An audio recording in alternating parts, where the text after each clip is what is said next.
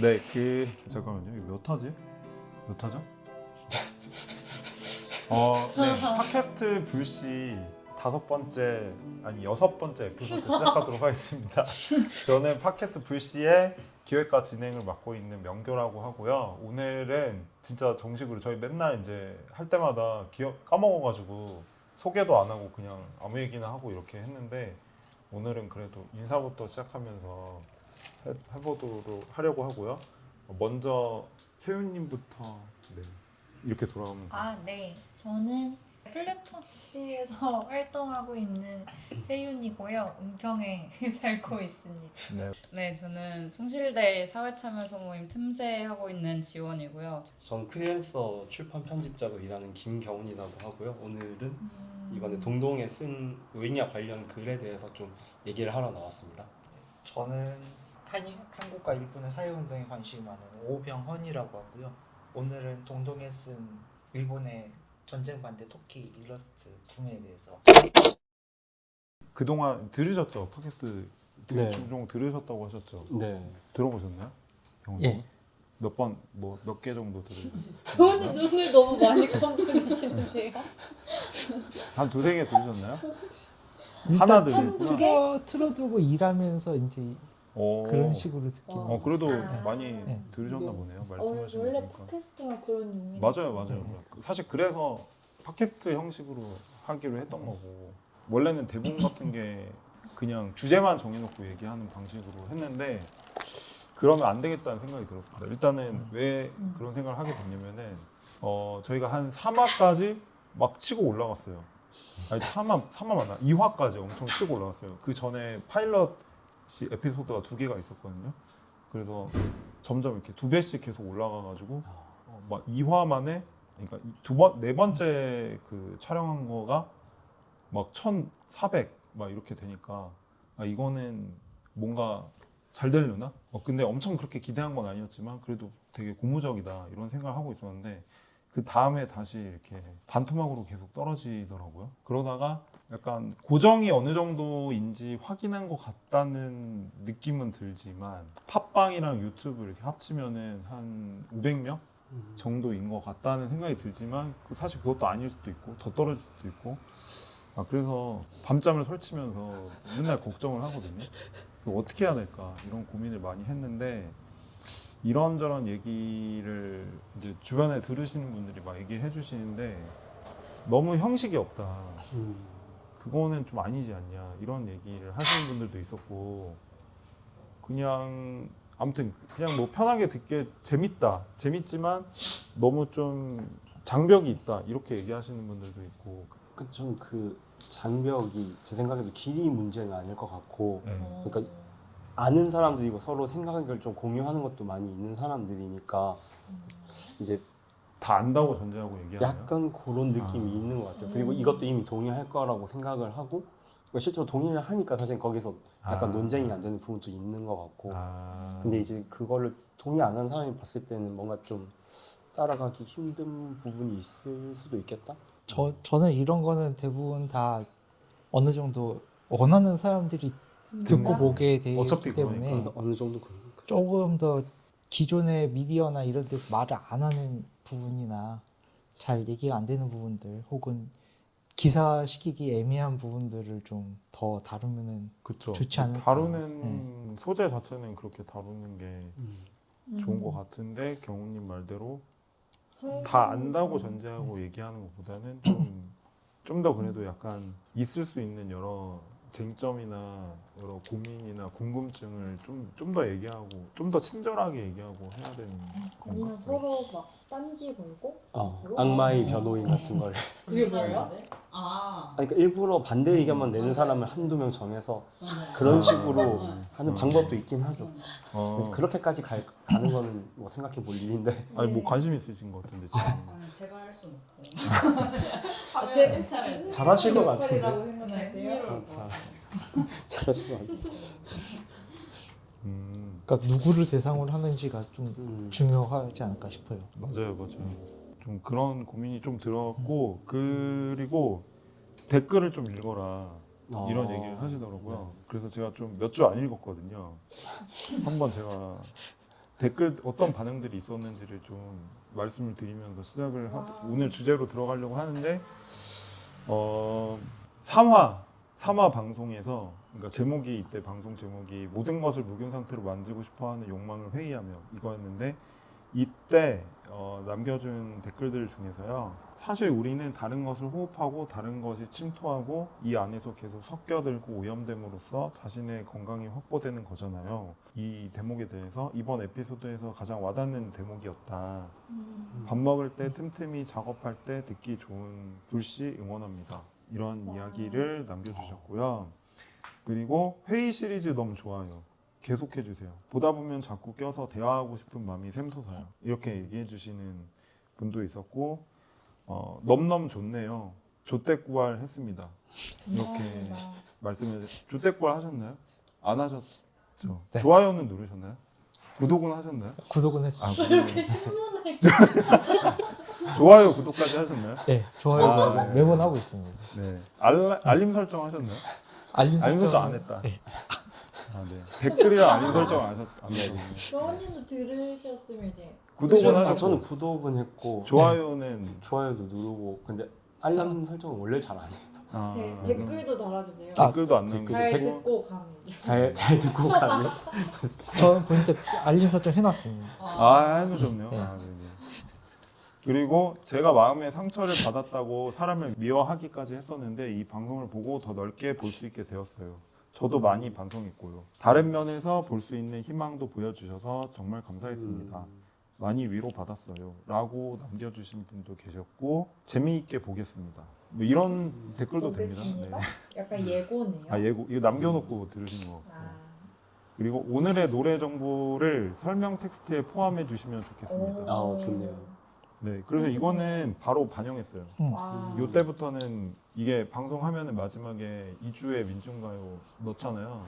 그래서 그거 제목이랑 가사를 남겨놓는 식으로 했고요. 이 아주 도움이 되는 댓글이었던 것 같습니다.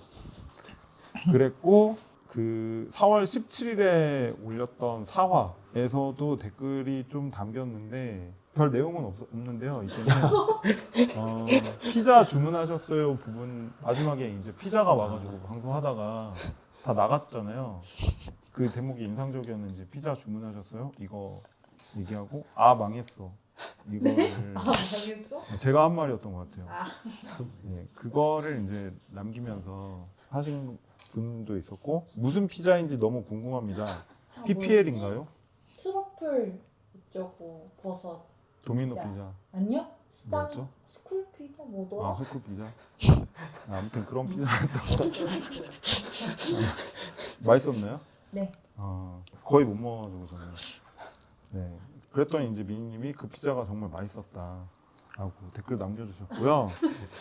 그리고 지난주에 그 정치질 민폐 빨갱이 뭐 요 제목의 방송이었던 5화에서는 댓글이 딱 하나밖에 없었습니다. 네, 재미있게 보겠습니다. 오랜만에 듣는 반가운 목소리가 있어 너무 좋네요. 근데 이거는 제 잘못인 것 같아요. 이렇게 댓글이 하나밖에 없었던 것은 궁금증을 유발하는 어떤 진행자의 묘미를 살리는 어떤 진행이 필요한데 그런 거가 아무것도 없어가지고 그랬던 게 아닐까. 그런 반성이 막 들면서 이제부터 좀 잘 해야겠다. 본격적으로 오늘 주제로 넘어가서 동아시아 이야기를 오늘 하려고 하잖아요. 오늘 하려고 모였거든요. 이제부터는 불시에서 한 달에 한 번 정도 가능하다면 가능하지 않을 수도 있고 뭐 2달에 한 번 할 수도 있고 그런데 4주 중에 한 달에 한 번 정도는 그 지금 동아시아에서 어떤 그 저항들이 벌어지는지 어떤 일들이 있는지에 대해서 그 저항하는 사람들의 평범한 사람들의 입장에서 이야기를 전달하는 그런 내용으로 구성을 해보려고 하는데 그거의 그 어떤 베이스가 되는 동아시아 사회운동 뉴스레터라는 거거든요. 2022년 1월부터 이제 발행이 됐고요. 맞나? 2022년 1월. 네. 2022년 1월부터 발행이 돼서 매달 거의 매달 이제 와. 그 발간을 하는데 근데 이제 1년 중에는 바쁘다 보니까 한 달이나 2달 정도는 못 보낼 때가 있었어요. 그래서 지금까지 대략 한 53번 정도 이제 발송을 했고 53번 정도 발송을 했고 네, 이번 달에도 동아시아 사회운동 뉴스레터를 발간을 했는데 여기 담겨 있는 이야기 중에서 오늘 2가지 이야기를 골라가지고 이야기를 나누려고 하고 이 뉴스레터를 구독하려면 어떻게 해야 되죠? 네, 구글에서 동아시아 뉴스레터 동동 이렇게 검색을 하면은 이게 나옵니다. 맨 위에 나옵니다. 지금까지 굉장히 많은 소식들이 전달이 됐었고 많을 때는 한 8개? 글 8개 정도 담겨 있고 와 진짜 네, 적을 때는 한 읽기 5개. 힘들겠다. 네. 되게 네? 그게 무슨 말이에요? 정말 열심히 했다 이런 말이 나와야지. 다 읽기 힘들겠다. 한 번에 그래, 다 안 읽- 나눠 읽는 거고 다 안 읽으시. 아침 점심 저녁 그렇죠. 한 달에 한 번 한 보내니까. 번에 읽기는 좀 네, 아무튼 그렇습니다. 그래서 네, 여기까지 소개해드리고 오늘 본격적인 이야기로 들어가면 될 것 같은데요. 오늘 2가지 얘기는 하나는 일본 그리고 다른 거 하나는 미얀마에 살고 있는 로힝야족 이야기인데요. 그 먼저 일본 무슨 일이 벌어지고 있나요? 일본에서 지금 헌법 구조 개헌이라던가 이제 그동안 전쟁에 이제 뭐 침략 전쟁에 적극적으로 가담을 하지 않는다라는 헌법 구조에 대한 개헌이라던가 지금은 이제 살상 무기 수출의 자유화까지 이제 문제가 퍼졌어요. 그러니까 원래는 분쟁에 대해 미군의 지원을 제외한 나머지 군수 물자에 대해서는 군수 물자까지를 제한을 한다. 그리고 살상 무기를 제한을 한다. 이런 제한들이 있었는데 며칠 전에 그게 풀려버렸습니다. 그래서 살상 무기까지는 이제 무제한 수출이 가능하다. 뭐 중고 함선을 갖다가 판매한다던가 이런 이제 활동들을 하고 있어서 그런 거에 반대하기 위한 이제 시위들이 일본에서 많이 벌어지고 있고요. 타카이치 정권 하에서 그런 개헌이라던가 뭐 이제 재무장이죠. 전통적인 재무장과 관련된 헌법 구조 개헌 등의 논의가 이제 너무 활발하게 일어나고 있어서 거기에 대항하는 이제 사회 활동들이 많이 일어나고 있고 뭐 전쟁에 반대하는 오타쿠 데모라던가 뭐 이런 것들까지도 이제 제목이 그런 제목이에요? 뭐 구체적인 제목이 뭐였는지 까먹었는데 아무튼 오타쿠들의 전쟁 반대 시위 뭐 이런 것들이 있어가지고 스스로 그분들이 자신이 오타쿠이라는 예. 거를 당당하게 내세우면서 그쵸. 시위를 한다는 거죠. 저도 트위터에서 요즘에 좀 봤던 것 같아요. 피드에서 애니메이션에 자기가 좋아하는 애니메이션에 정치가 들어가냐 했더니 원작자들이 나와가지고 이거 정치 얘기인데 이 만화는 정치 예. 얘기였는데 이런. 이 만화는 원래 그 전쟁에 반대하는 내용이었어. 근데 왜 네가 뭐라고 하는데 뭐 이런 식으로 이제 원작자가 그렇게 얘기해 버리니까 좀 벙찌는 뭐 이런 것들이 그거를 수출 자유화하고 이런 걸 추진하는 거는 정부에서 예, 그렇죠. 추진하고 있는 거죠. 정부의 일본 방위청이나 예. 뭐 자위대 이런 데서. 네 그리고 이제 자위대도 다시 군대로 부른다던가 이제 그런 건 원래 헌법상 하면 안 되는 건데. 표현인데 뭐 그런 걸 하고 있어서 이미 하고 있는 예. 거죠. 그럼 지금 실제로 헌법 하고 개정은 있는 거죠. 언제 어떻게 하려고 추진하고 있는 거예요? 그거는 저도 잘 모르겠습니다. 근데 개정을 하려고 지금 계속 시도를 하고 있어서 거기에 반대하는 시위가 연일 벌어지고 있고 이제 그러면서 나오는 게 빛의 혁명이라고 한국에서 응원봉 시위 문화를 갖다가 가져가서 쓰고 거기에 대해서 한국 리버럴들은 이제 우리가 한국 그 시위 문화를 수출했어 뭐 K 컬처 만세 뭐 이러고 있는데 저는 거기에 대해서도 좀 회의적인 입장이라서 왜 회의적이세요? 전 사실 그거 보면서 되게 반갑고 요즘 좀 뭔가 이 전쟁이 일어나고 있는데 사실 저희는 뭔가 이 전쟁 반대 집회를 일본처럼 저렇게 우리도 할 수 있으면 좋겠다 이런 다른 희망이 생기기도 하고 그래서 되게 좋았거든요. 근데 그 우리가 수출했다라는 그 말에 회의적이신 거예요. 그거와 동시에 그것마저 국뽕화하려는 그거에 대해서 회의적이신 거 아니에요? 그거랑 더불어서 그 응원봉 문화가 가지는 탈정치성에 대한 막연한 문제의식. 예, 낭만주의. 저는 여기에 대해서도 문제의식을 갖고 있는 그러니까 거죠. 너무 예. 소비주의적인 아니 소비자적인 그런 게 배어 있다고 생각하시는 그러니까 그냥 소비자가 아니라 탈정치화된 소비자. 가 예. 될 우려가 있다. 예, 그거가 어느 정도 더 긍정적인 효과가 있다. 뭐 대중화시키는 데 있어서 그게 긍정적일지는 몰라도 그 탈정치성에 대한 지향이라는 게 갖고 있는 한계성이 있다. 저는 이렇게 생각을 하기 때문에 이거는 조금 그러면 비판적으로 그거는 바라봐야 될 되게 필요가 이제 있다. 예. 약간 나눠가지고 그쵸. 앞에 먼저 어떤 상황이 벌어지고 있는지 먼저 소개해 주시고 예. 그 다음에 그 얘기 해주시면 좋을 것 같아요. 이게 지금 여기 화면에 보이는 이게 그거죠. 네, 이 그렇죠. 일러스트들이죠. 원래 이제 토끼 일러스트를 전문적으로 그리는 이 그림이죠. 이 그림. 발담이 됐던. 처음에 뜬 게. 예. 음. 그러니까 이 세상에서 전쟁이 없어지기를 이라는 그냥 단순한 문구예요.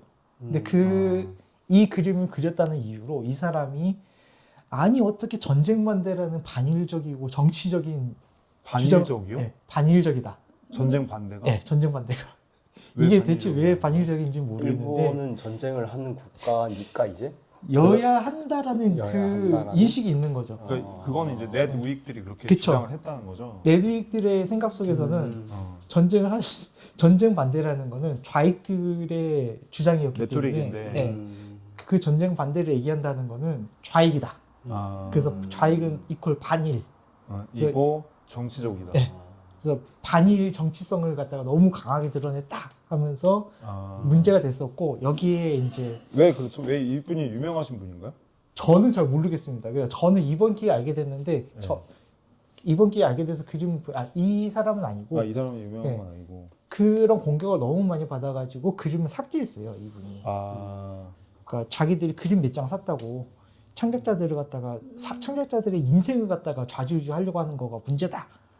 라는 것부터 시작해서 전쟁 반대가 어떻게 그런 금기시되어야 될 문제가 될 수 있냐 라는 문제의식에서 그치. 이런 그림들을 갖다가 뭐 전문 일러스트레이터, 전문 만화가부터 해서 그냥 그림을 그린 적이 없던 그냥 일반적인 사람들까지도 예, 아마추어들까지도 맞다. 다 나와서 예, 전쟁에 반대하는 토끼 그림, 뭐 전쟁에 반대하는 고양이 그림, 토끼랑 고양이랑 같이 있는 그림, 해산물 그림 뭐 이런 것들을 그리고 릴레이로 이렇게 예. 계속 했다는 거죠. 그 뭐 자기가 테마로 삼고 있는 것들을 가지고 이제 했고 뭐 토끼 키우고 있는 사람은 토끼 사진 찍어가지고 전쟁 반대 토끼 사진 이거요, 같은 거, 이거요. 예, 예. 올리고 뭐 다른 비슷한 노어 태그나 뭐 이런 것들을 사용해서도 하고 예, 이런 것들 중에 일부는 그 네트워크 프린트라는 서비스를 이용해서 일본 전국에 있는 편의점에서 이제 자유롭게 출력해서 시위 피켓으로 쓰라 우와. 하는 식으로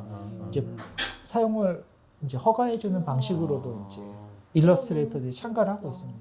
그럼 실제로 피켓에 저런 그림 들고 오시는 이- 분들이 있으시겠네요? 이 작가가 가장 좀 적극적으로 참여하는 작가인데요. 이 사람이요? 예.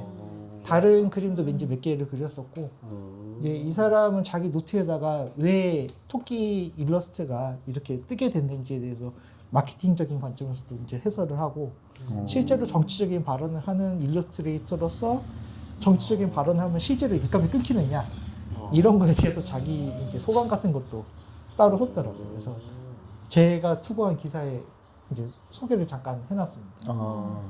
그래서 오타쿠들의 그 반전 시위뿐만이 아니라 네. 이제 국회 앞에서 하는 개헌 반대 시위, 뭐 이후에 무기 수출 반대나 이런 부분들까지도 더 확장이 돼서 전쟁에 반대하는 오타쿠들의 시위뿐만이 아니라 이제 무기 수출이 자유화돼 버리는 바람에 무기 수출 반대 시위나 무기 수출 반대 일러스트나 그런 타카이치 그 정책을 추진하고 있는 타카이치 정권 전반에 대한 비판이라던가로 그 일러스트 유행이 좀 더 확산이 되고 있습니다. 근데 의외로 이게 자료를 찾기가 힘들었던 게 그 개별적으로 올라오는 일러스트들은 많은데 일본 언론이나 이런 데서 보도한 게 없기 때문에 왜 이런 거 보도 안 하죠?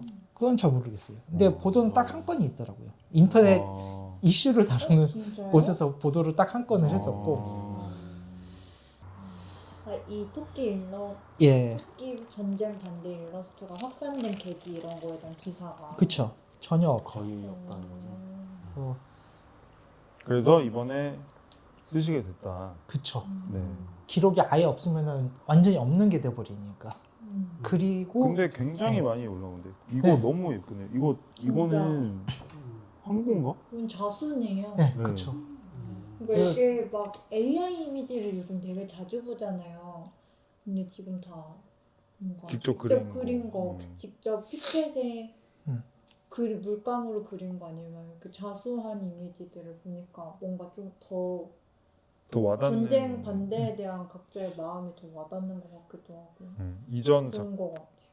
포식자에게 노려질까봐 늘 귀를 쫑긋 세우며 살아가는 야생토끼가 평화를 기원하며 전쟁에 반대한다고 말하고 있습니다. 각자의 의미가 의미가 점점 레이어가 많아지는 거네요.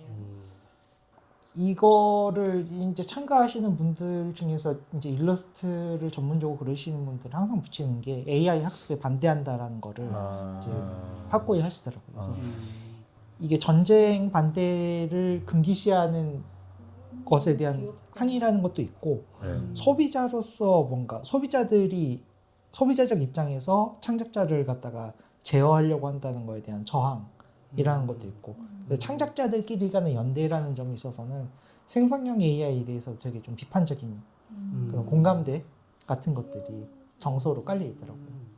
근데 AI로 이제 참가하는 사람들이 몇 명인가 있긴 했었는데 저는 그런 것만 빼고 모아봤을 때 이 당시 잠깐 모은 걸로 한 500장 넘게 모였는데 좀 많네. 네. 그걸로도 반을 못 모았어요. 그러니까 다 모으려면은 거의 그냥 밤을 이게 그 오타쿠 시입니다. 와 이거 예쁘다. 예. 이거 웹자보 예쁘다. 웹자보가 그 국회의사당 앞으로 네. 정문 앞으로 모여라. 작가별로 이게 웹자보가 달라가지고 그 자기 만화 캐릭터를 이용해서 그린 네. 것들이 많은데 아. 그 폭주족 만화가가 그 폭주복을 입고서 이제 시위에 참가한 거를 그려서 그거 대체 어떻게 봐야 될 거냐 뭐 이런 논쟁도 폭주족이 있고. 등장하는 만화를 그린 예. 만화가가 그래서 폭주족은 우익 아니냐 뭐 내두익들이 이제 그런 걸로 시비를 거니까 아니, 뭐- 한국에선 또 윤석열 퇴진 시위 때 예. 페미니스트 디자이너들이 피켓 약간 품앗이처럼 그때 굉장한 양의 피켓을 막 의제별로 생산해가지고 맞아요. 나눴었잖아요. 예. 윤석열 퇴진에서 시작해서 이주민 차별 반대, 뭐 청소년 차별 반대 등등까지 그때가 조금 생각나기도 하네요. 그런 그냥 자기가 막 그려서 나오신 분들도 많았고. 예. 맞아요. 그래서 그런 거를 좀 따라 해보자라는 얘기들도 좀 있어서 이제 아무 깃발이나 들자. 뭐 응원봉을 따라한 펜라이트를 들자 이런 맥락이 있는 것인데 그러니까 그것도 따지고 보면은 일본에서 베트남 전쟁 반대 시위에서 나왔었던 이름 없는 사람들의 외침, 소리 없는 사람들의 외침 이런 거에서 영향을 받아서 한국에서도 그런 아무 깃발이나 들자가 시작됐던 거였거든요. 그래서 60년대 일본에서 했었던 거가 한국으로 들어왔다가 이제 한국에서 다시 가는 것인데 저는 약간 걱정되는 게 뭐냐면은 비정치적인 사람들의 참여가 좋다.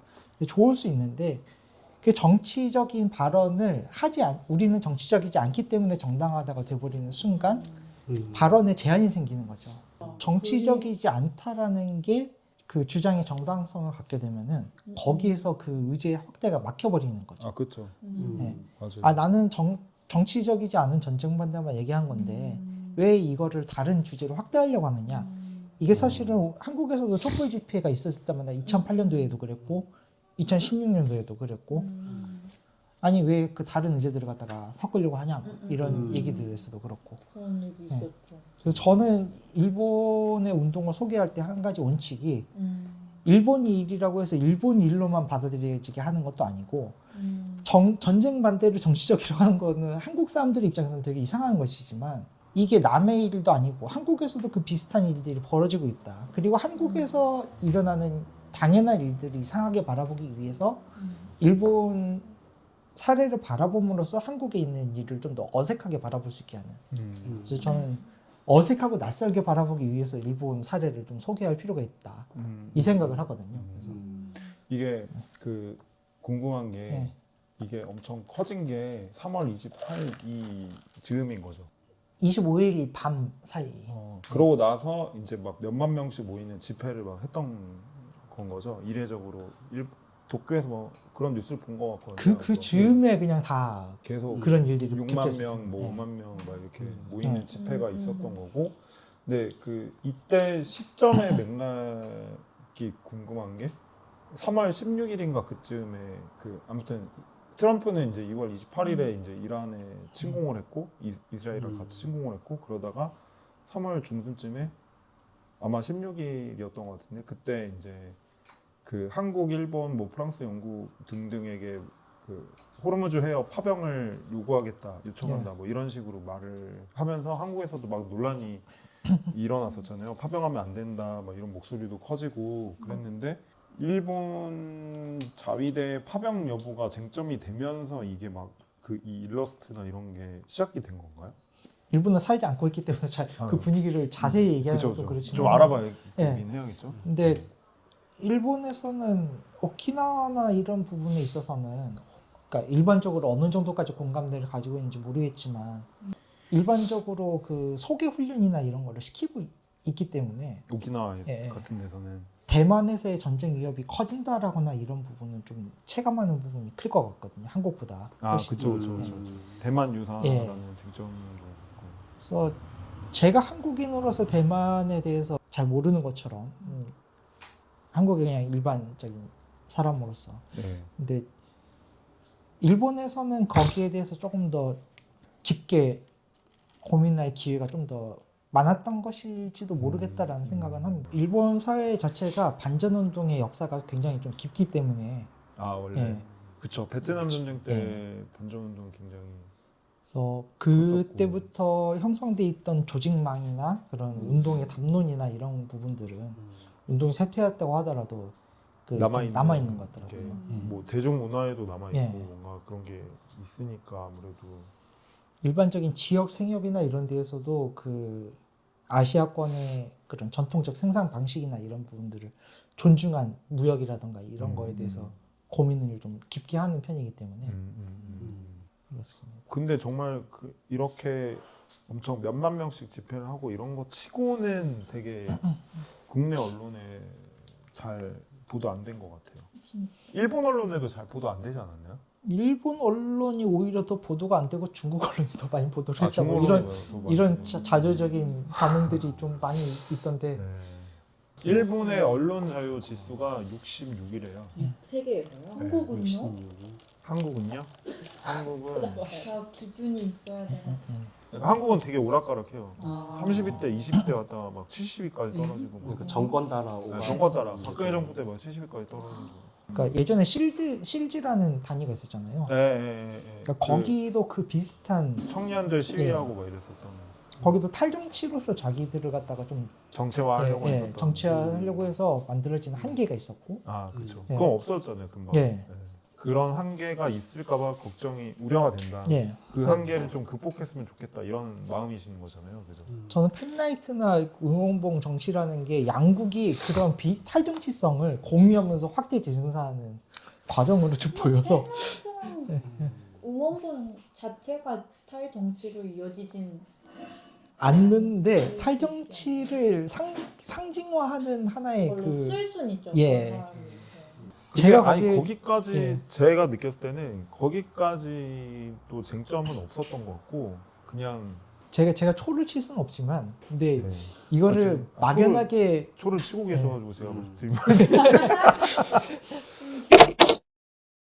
근데 제가 이 일러스트 연대를 되게 좀 좋게 본 거는 그러니까 소비자들이 탈정치화된 소비자들이 탈정치를 강하게 요구하는 그런 우익적 행동이잖아요. 근데 거기에 맞서서 생산자들이 그러니까 전문적이지 않더라도 자유로운 생산자들이 연합을 해서 거기에 대항했다는 점에서 저는 이거는 좀 되게 좋은 거다.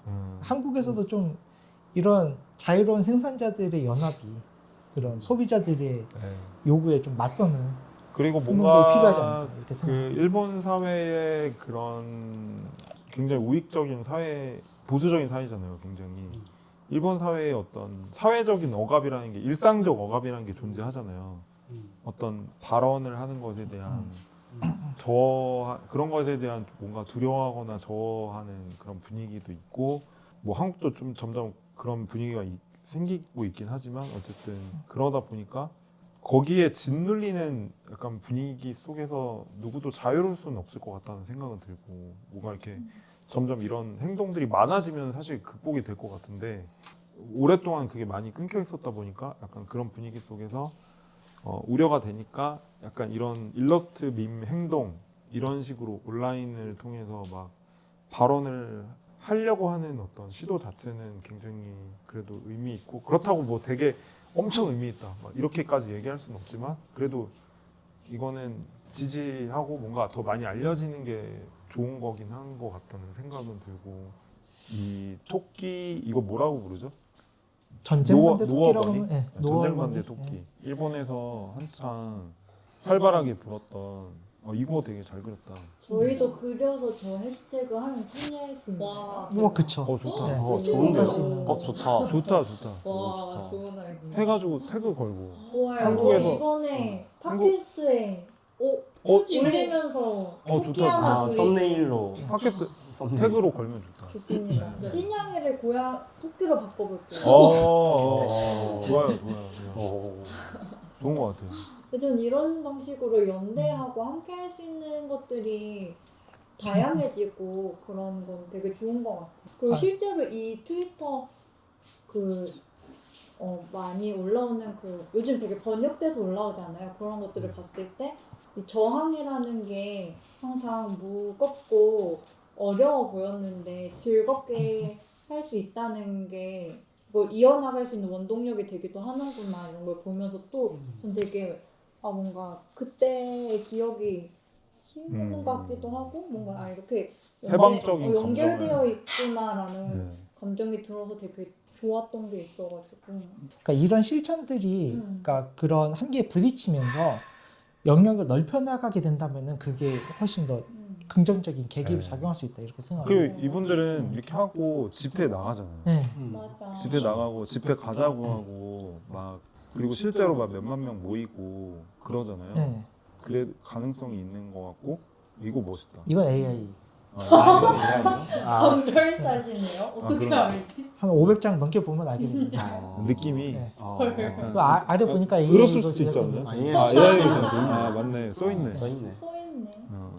그리고 그 집회에서 그게 궁금한 것 같아요. 그 집회에서 참가자들이 어떤 발언들을 했는지 그리고 구성이 어떻게 됐었는지. 원래 일본에서 무슨 집회 같은 거 가면은 좀 연세가 있으신 분들이 많이 참가하잖아요. 사회운동 집회가. 그 통계를 신뢰할 수 있는지 없는지 모르겠는데 통계 나온 거 보면은 여름에? 30대 여성들이 대부분이었다라고. 그 영상으로 봤었는데 밤에 국회 앞인 것 같은데 되게 구호도 리듬감 있게 외치고 뭔가 디제잉 같은 것도 있는 것 같고 되게 약간 신나는 팔레스타인 분위기였던 것 집회 같아요. 비슷한 느낌. 네. 맞아요. 저도 트위터에서 그 구호랑 디제잉 하는 거 보고 저희가 얼마 전에 토요일에 노동절 맞이해서 청년 학생들 간에 어떤 부스가 다양한 주제로 부스도 노동. 하고 네네 노동을 기반으로 해서 부스도 하고 디제잉의 그 약간 민중가요 리믹스 디제잉 해가지고 같이 이야기 나눈 자리도 했었는데 그거 공동 실무 방에 우리도 이것처럼 하면 재밌겠다 이렇게 보냈던 기억이 갑자기 나가지고 되게 좋아 보였고 우리도 이렇게 구호 박자에 맞춰서 디제잉 박자에 맞춰서 구호를 외치자 이런 아이디어도 얻을 수 있어서 좋았던 것 같아요. 네. 전쟁에 반대하고 학살에 반대하고 이런 이야기를 할 때 꼭 무거운 분위기로 엄중한 분위기에서만 해야 되는 건 아니다 이런. 네, 그러면 여기까지 일본의 전쟁 반대 토끼 일러스트 밈 이거에 대해서 소개해 주셨고요. 그 다음으로 커먼즈라고 하는 우크라이나 독립 언론에 실린 기사를 우크라이나 독립 언론이요. 네, 우크라이나 독립 언론에 실린 기사를 번역한 건데 거기 이제 로힝야 출신으로 지금 난민 캠프에서 여러 가지 활동하고 있는 누르사데크라고 하는 활동가를 인터뷰를 했거든요. 그래서 그 인터뷰에서 뭐 로힝야 그러니까 주로 2017년에 집단 학살 당시 얘기랑 그 역사적 배경 굉장히 긴 얘기인데 어쨌든 그런 얘기랑 그 복잡한 역학 관계 같은 에 것들, 대한 인터뷰. 네 이제 그런 것들에 대해서 되게 좀 다양하게 다 얘기를 했었고 일단 로힝야가 뭔지에 대해서 좀 얘기를 일단 네. 미얀마는 아시죠? 네. 미얀마 아시잖아요. 미얀마 어디? 미얀마 어디인지 아세요? 네. 동남아시아와 남아시아 딱 그 가장 끝 중간에 경계에 있는 데가 이제 미얀마고 그 인도랑 인도 방글라데시 그쪽과 붙어 있으면서 있는 엄청 우리나라의 한 7배 정도 되는 큰 나라인데 거기서 이제 아시다시피 5년 동안 5년 전에 있었던 쿠데타 이후로 엄청 지금은 굉장히 혼란스러운 상황이 있는데 로힝야족은 미얀마에 있는 소수민족인데 이제 무슬림이고 과거에 영국이 식민지로 통치하던 시절에 강제 이주에 가까운 형태로 이 미얀마 쪽으로 버마 쪽으로 오게 된 사람들 맞죠? 명교님 잘 말씀해 주신 것처럼 일단 미얀마 라카인주에 살면서 이슬람교를 믿는 소수 민족이고 이게 되게 흔히 이 수식어로 쓰는 말이 세계에서 가장 박해받는 소수 민족이라고 흔히 불리고 미얀마 정부에서 135개의 민족을 공식적으로 인정을 했는데 거기에 못 들어간 소수 민족이에요.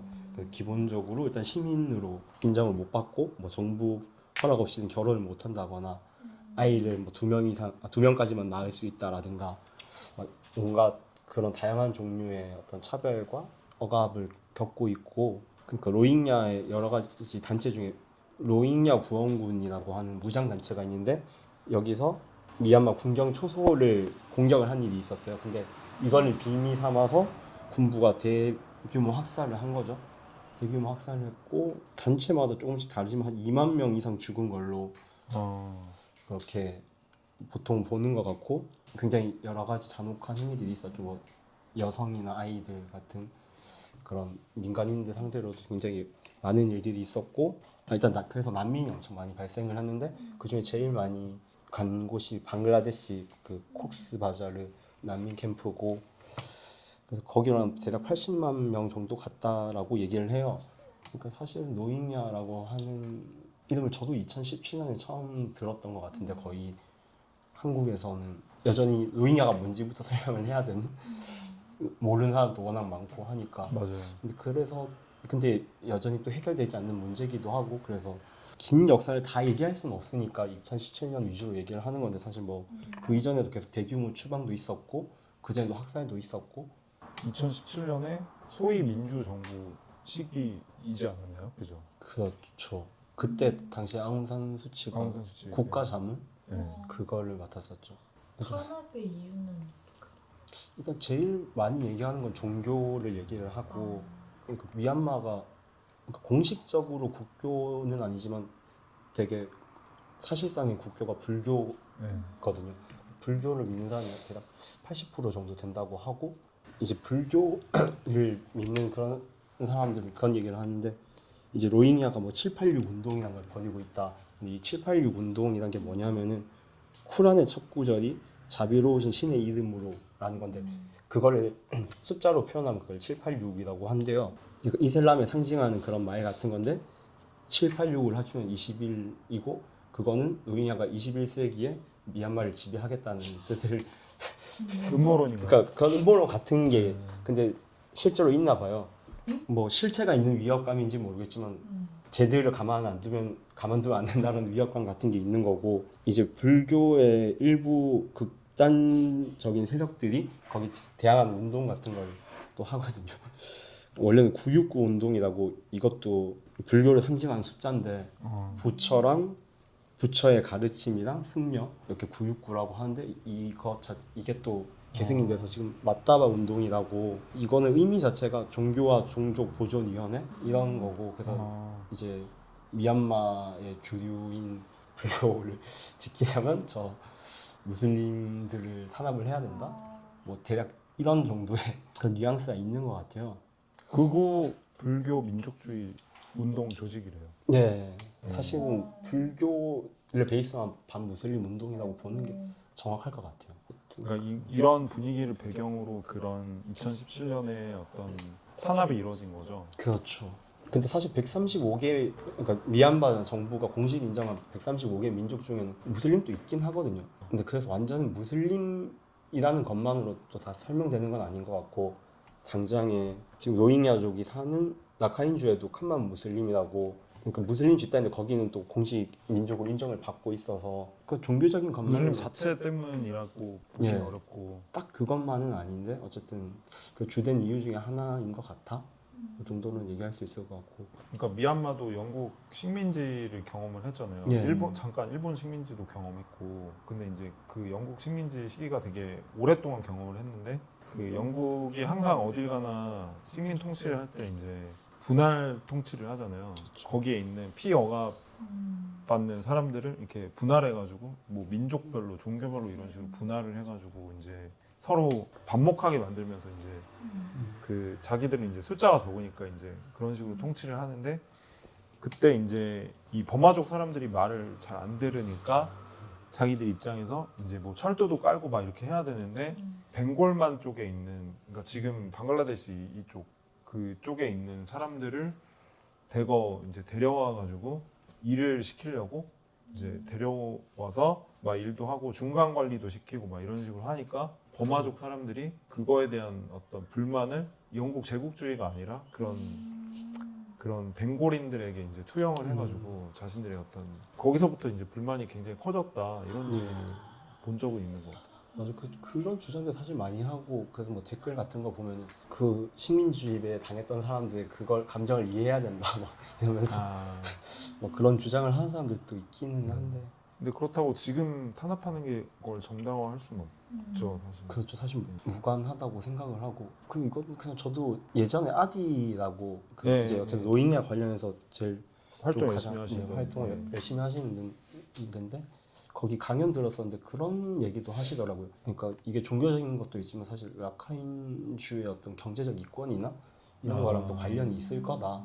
근데 그 얘기를 아주 깊게 막 설명해 주시진 않아서 무슨 그런 것도 있는 것 같은데 근데 이제 그런 탄압이 이루어질 때 소위 민주화 운동의 결과로 탄생한 민주 정부가 군부가 이렇게 그 로힝야족을 학살하고 탄압하는 거에 대해서 아무 개입도 하지 묵인? 않고 묵인하고 여긴 어떤 면에서는 사실상 약간 동조하는 그런 듯한 말을 한 적도 있고 사실상이란 말을 빼도 되지 그래요? 않을까라고 생각합니다. 완전히 왜냐하면은 그렇고 네. 그러다 보니까 원래 이제 아웅산수치라는 사람은 되게 한때 이제 옛날에 김대중과 더불어 이제 뭐 아시아 군부 독재에 맞선 민주화 투사 이런 이미지가 되게 있었는데 이 사람에 대한 어떤 비판 여론이 엄청 커졌던 거죠. 그렇죠. 저도 오기 전에 다시 최근 기사들 좀 찾아봤었는데 2019년에 감비아인가 어쨌든 어디서 미얀마 정부를 집단학살 방지 협약 위반으로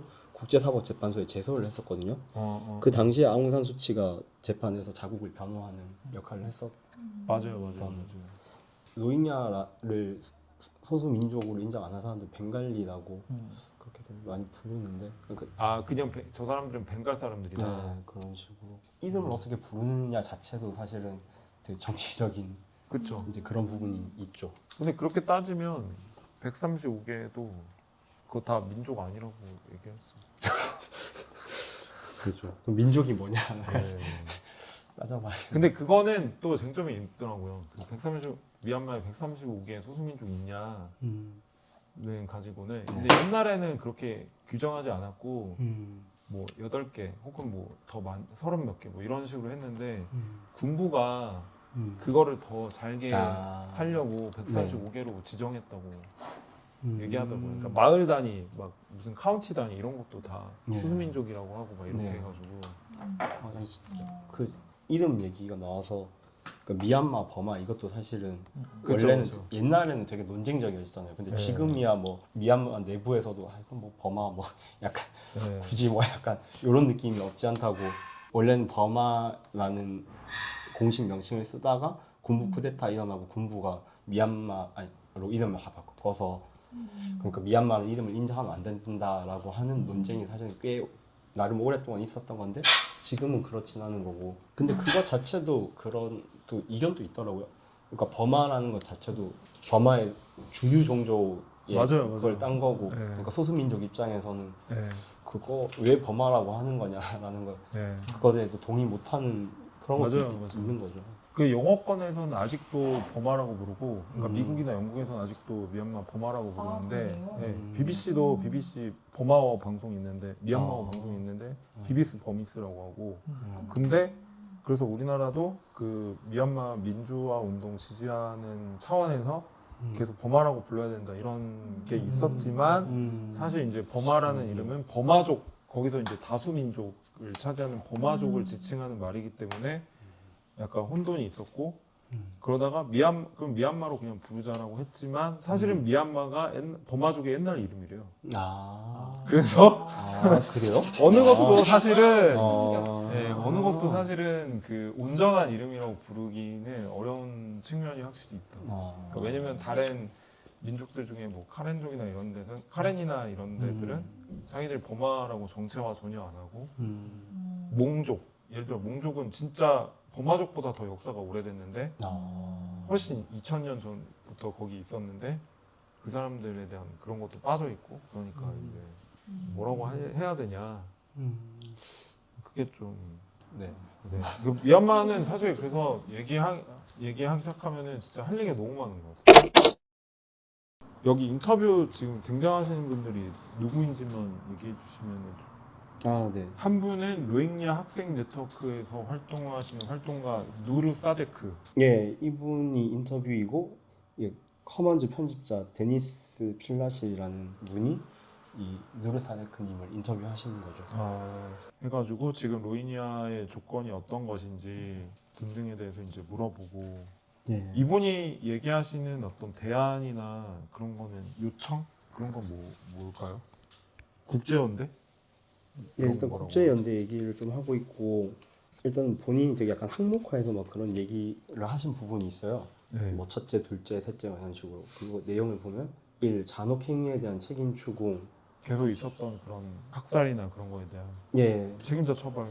그리고 권리의 인정, 뭐 완전한 시민권의 회복, 교육과 의료에 대한 접근 보장 이런 것들 포함하는 권리의 인정. 그리고 민족 및 종교 간 조화. 적인 그런 민족이나 종교가 되게 중요한 이슈니까. 있다 보니까 예. 무슬림이라는 이유로 탄압받아서는 안 된다. 네, 그러니까 다양한 민족 및 종교 공동체 사이에 대화 상호 이해를 촉진한다, 뭐 이런 것들. 그리고 포용적 민주적 거버넌스, 그러니까 의사 결정 과정에서 동등한 참여 보장, 그리고 피해자에 대한 배상과 지원. 일단 이 5가지를 좀 이렇게 정리해서 이렇게 말씀을 하셨고, 국제 연대 관련해서도 이제 마지막 얘기를 하는데, 이거 자체도 우크라이나 언론에 실린 것이다 거다 보니까 네. 우크라이나 전쟁 보면서 뭐 로힝야 투쟁과 어떤 관련이 있다고 생각을 했냐, 뭐 이런 질문이 들어가 있기도 하고, 여기서 질문한 거는 미얀마 군정 지원과 우크라이나 침공에서 드러난 러시아의 역할이 국제 권력 역학에 대한 당신의 인식에 영향을 미쳤냐? 뭐 이런 걸 물어봤고, 여기서 이 국제연대 관련해서 이 누르 사데크님 말씀하시는 게 일단 국제연대 운동이 중요하다. 그게 지속적인 국제적 연대가 없으면 로힝야 위기가 잊혀질 것이고, 그리고 또 중국과 같은 영향력 있는 국가들의 의미 있는 개입이 안 됐기 때문에 지금까지 문제가 이렇게 안 풀렸다. 그러니까 여러 이유 중에 하나다. 그런 점에서도 국제연대가 필요하다. 그런 얘기를 하고 계시고, 그 그러니까 미얀마 군부 쿠데타 이후로 계속 그 뭐라 해야 되지? 그 지금은 이제 계속 시민 불복종 운동을 하다가 지금은 이제 시민 방위군 만들어서 몇 년째 이제 군부와 싸우고 있잖아요. 네. 그 미얀마의 많은 사람들이. 그리고 실제로 시민 불복종 운동을 통해서 시위를 하던 많은 청년들이나 이런 사람들도 이제 총을 들고 이제 정글로 들어가고 그러기도 했고, 근데 이제 그런 이후에 이제 여러 국가의 여러 사회 운동들이나 이런 데서 로힝야 문제에 대해서 떠올리지 않을 수 없기 때문에 로힝야 문제에 대한 어떤 다시금 판단을 조심스럽게 이제 물어보기도 했었던 것 같고, 그리고 실제로 미얀마 안에서 어떤 군부에 맞서서 저항을 구축하려고 할 때, 저항 연대를 구축하려고 할 때 다른 소수민족들이 버마족 너네가 하는 말 못 믿는다. 그러니까 이런 경향이 있어가지고, 너네 원래 옛날에는 연방민주주의 한다고 해서 동의해줬었는데 니네가 집권하던 연방민주주의 다 무시했고 앙san 수치가 이제 정권을 가졌을 때도 갑자기 모른 척 했었고 그런 문제를 이제 떠올리면서 그런 약속도 없는데 어떻게 군부에 맞서서 같이 싸우냐 그냥 우리는 우리만의 길을 가겠다 이런 이제 입장들이 많이 있었기 때문에 예. 어쨌든 군부에 맞서려면은 그런 어떤 다양한 소수민족들과의 연대 네트워크를 만드는 게 필요했기 때문인지 모르겠지만 이제 그 이후에 세워진 NUG 같은 그런 군부에 저항하는 그 민족 통합 정부 이런 데서 이제 연방 민주주의 할 거다. 우리가 이제 군부를 무너뜨리고 나면 연방 민주주의 할 거다 이런 입장을 내기도 했었고. 그래서 이제 어쨌든 이게 되려면은 제가 볼 때는 이게 뭐 당연히 제국주의 어떤 식민지 역사가 나는 진짜 비극인데 그렇긴 하지만 결국에는 그 연방제 민주주의라는 지향을 가지고 해야 되는 거는 확실히 맞는 것 같고 근데 거기에 로힝야족이 있나 그건 아직 논센스인 것 같아요. 왜냐면 옛날에 그 연방 민주주의 약속에는 로힝야족이 빠져 있었기 때문에 아 그때는 빠져 있었어요? 네. 아. 무슨 팡농 협정이라는 걸 맺었을 때는 아. 그때는 또 없었으니까 그런 지향을 계속 가지고 연대를 국제 연대를 하는 게 더 중요하지 않을까 그런 생각은 들긴 하는. 그 인터뷰 기사에서도 그 얘기를 하는데 빌리면 연대의 표명과 미래의 연방 민주주의에 대한 요구가 존재해왔지만 이런 움직임들이 구체적인 약속으로 일관되게 이어지지는 않았다. 많은 경우 이러한 지지는 원칙적이라기보다 전술적인 것으로 보인다. 이렇게 표현을 하시고 근데 말씀하신 것처럼 사실 그런 연대가 너무 중요한 걸 수밖에 없고 맞아요. 그러니까 내가 로힝야족이라고 생각하면 내가 왜 저걸 위해서 그렇게 열심히 써야 될까라는 동기부여가 전혀 안 될 거라고 생각을 하고 근데 그런 문제가 해결 안 되는 한 군부에 맞서기 어렵겠죠. 그렇죠. 네. 연대가 안 되는 게 당연하겠죠 사실 네. 냉정히 말하면 어떻게 보면 사실 오늘 충분히 막 맥락을 다 이야기하진 못했지만 예. 사실 이란 문제나 팔레스타인 문제가 겹쳐지는 것도 있는 것 같아요. 아, 저 마지막으로 얘기 네. 조금만 더 네. 네. 하자면은 그래서 저도 그냥 최근 상황을 좀 보려고 했는데 그러니까 난민 캠프에 사는 사람들의 삶도 어쨌든 쉽지 않다라는 거 근데 그거는 한번 좀 얘기를 하고 싶어서 그러니까 최근 기사를 좀 찾아봤는데 올해 1분기에 방글라데시와 미얀마에서 배를 탄 로힝야족 난민이 지난해 같은 기간보다 90% 이상 급증했다라고 그런 기사가 뜨더라고요. 네. 근데 미얀마 말고 방글라데시도 포함됐으면 이거는 아마 그 콕스바자르 난민 캠프에서 배를 탄 분들이 많다는 얘기일 텐데 여기 취재원으로 나온 세이브 더 칠드런 활동가가 유엔 식량 계획이 캠프 내 식량 배급을 줄여서 아마 그게 이유 중에 하나일 거다. 식량이 많이 부족해서 예. 빠져나가게 되는. 네. 그러니까 캠프 안에서 이제 식량 문제도 있고 뭐 기본적인 보건의료 서비스 같은 것도 부족하고 해서 제가 막 아주 정확하게 이해한 건 아닌데 난민 캠프에서도 무장 단체들이 활동을 좀 많이 한다고 알고 있거든요. 그러니까 생각을 해보면 이런 느낌일 것 같아요. 어쨌든 거기도 한정된 식량이 있고 아니면 재원을 갖고 무력을 행사하는 그런 집단들도 있고 그래서 거기에서의 삶이라는 게 그냥 단순히 사양에서 살아서 고단하다 이런 정도의 느낌은 아닌 것 같고 근데 거기에서 버거운 삶을 살아가는 문제가 지금까지도 계속 이어지고 있는 것 같아서 이런 문제들에 계속 좀 관심을 가지고 좀 바라보면 좋겠다 네. 그런 생각이 들어서 이 기사를 번역했습니다.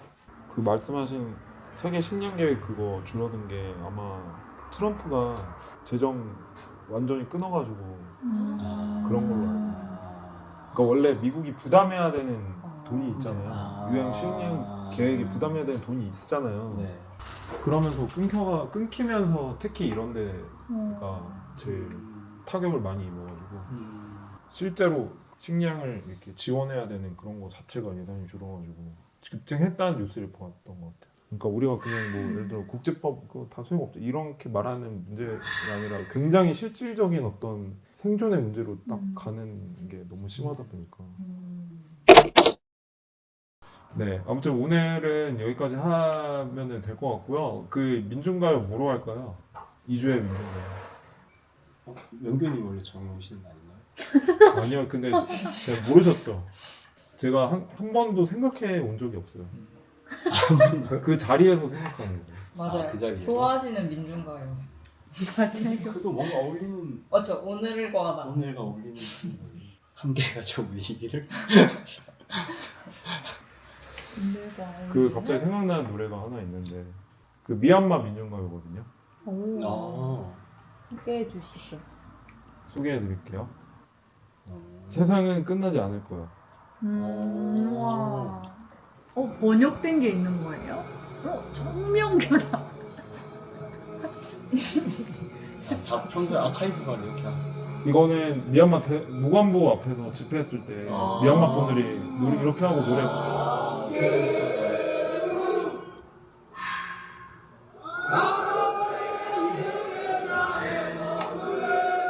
네, 이 노래 들으면서 오늘 방송을 마치도록 하겠고요.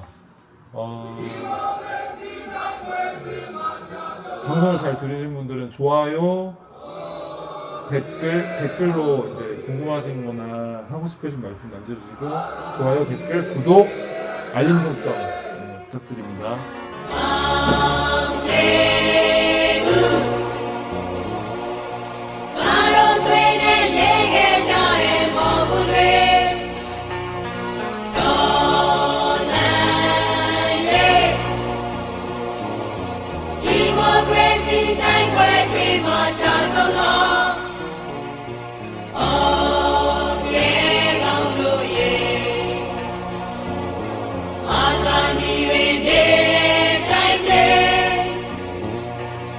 Yeah, yeah, don't go.